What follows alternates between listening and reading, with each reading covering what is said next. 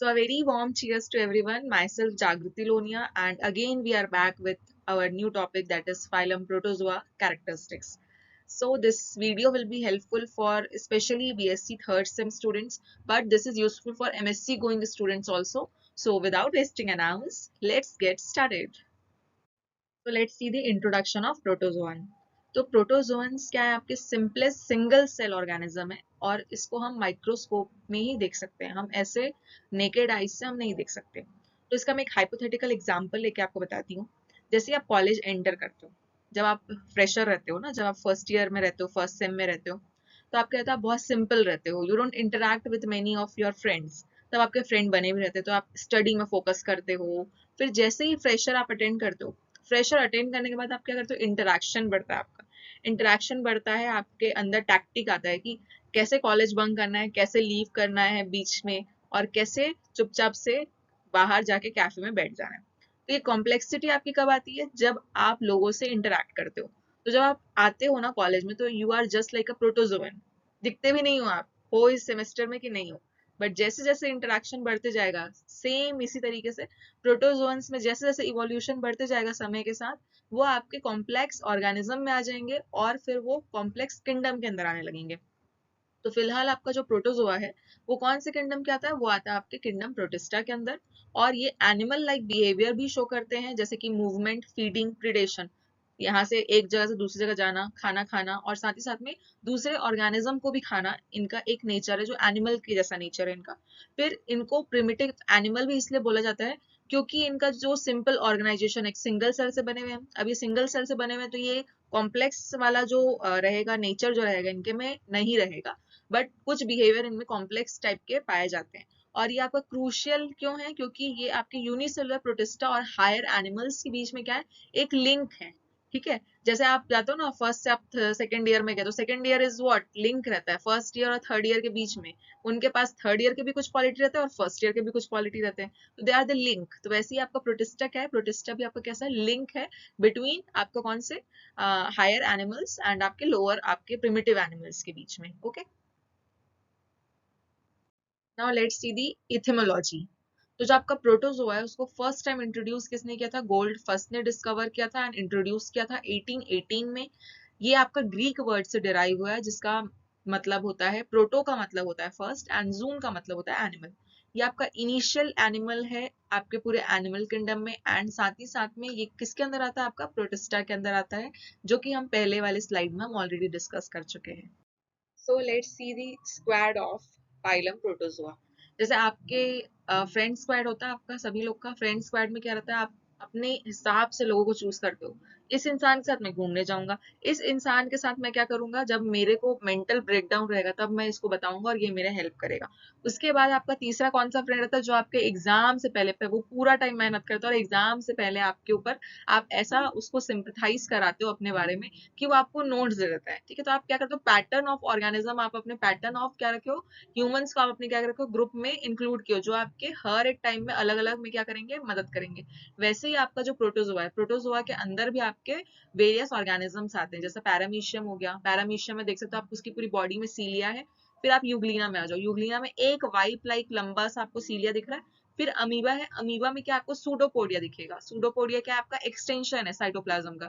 फिर आप आ जाओ जियार्डिया, जियार्डिया में आपको क्या दिखेगा, वो भी आपको फ्लैजिला दिखेगा.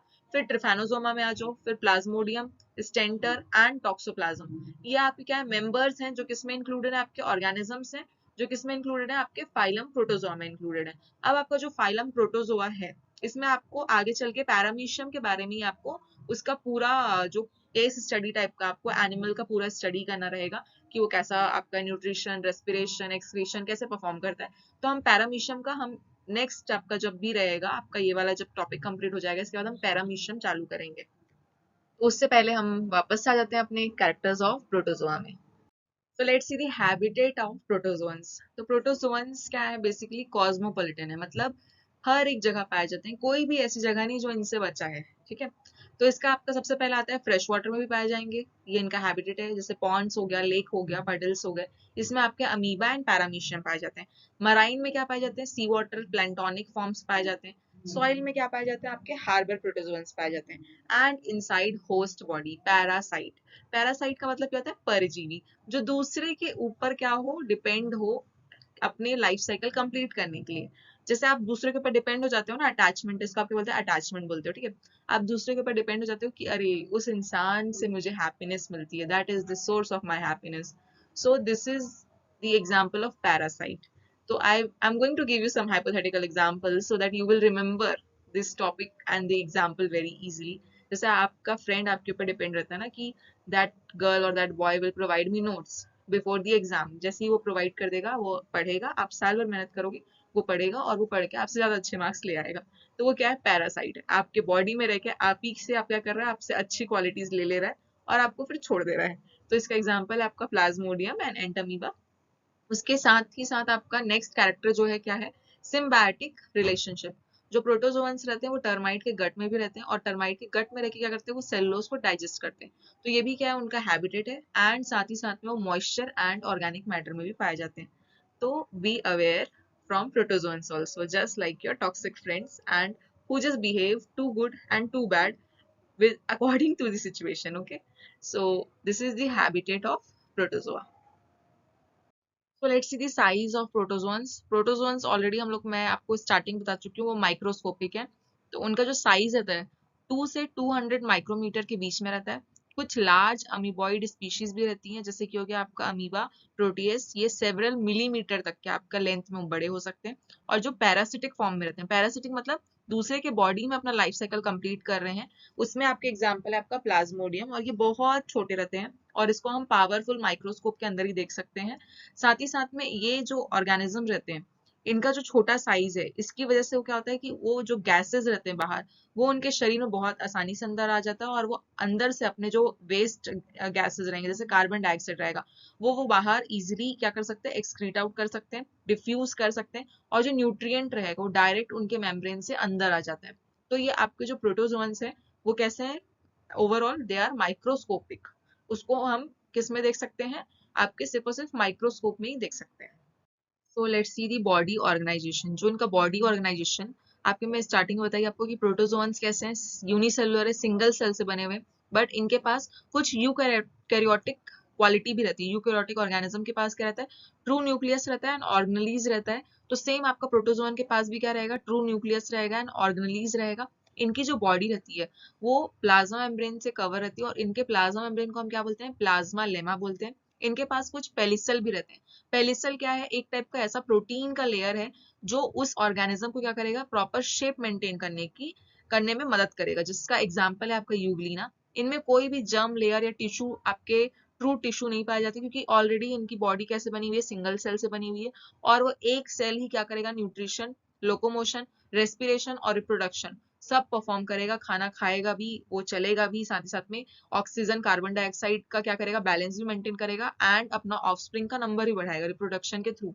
तो ये आपका कैसा, आपके इनमें क्या पाया जाता है, और remarkable specialization of cell organelles. इनमें कुछ ऐसे स्पेशलाइज सेल ऑर्गेनेलीज रहते हैं जो आप खुद भी थोड़े से आप क्या हो जाएंगे, एस्टॉनिश हो जाएंगे, क्योंकि ये क्या है, यूनिसेलुलर है, पर इनके पास यूकैरियोटिक के कुछ कुछ कैरेक्टर्स हैं इनमें। तो let's see this symmetry. Symmetry मतलब क्या होता है, जैसे आप कोई भी ऑर्गेनिज्म को अगर दो पार्ट में डिवाइड करो, तो आपका लेफ्ट साइड और राइट साइड क्या होना चाहिए, आपका सिमिलर होना चाहिए। जैसे कि आप डायग्राम में देख सकते हो अमीबा के, अमीबा कैसा आपका एसिमेट्रिकल है, मतलब उसको कहीं से भी आप कट करोगे ना, वो सेम आपका जो बॉडी रहेगा वो सेम पार्ट में डिवाइड नहीं होगा।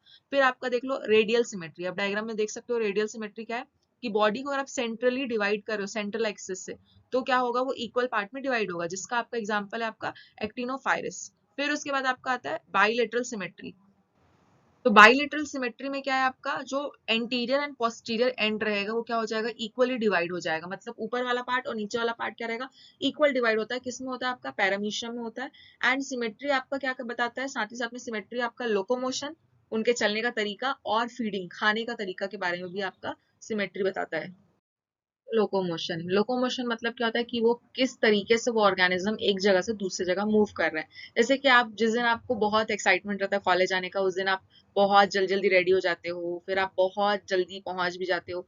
फिर किसी दिन आप ट्राई करते हो ना कि मुझे ये टीचर की क्लास बंक करनी है, तो उस दिन आप कैसे करते हो, बहुत धीरे धीरे धीरे धीरे आने की कोशिश करते हो, फिर भी आप जल्दी पहुंच जाते हो।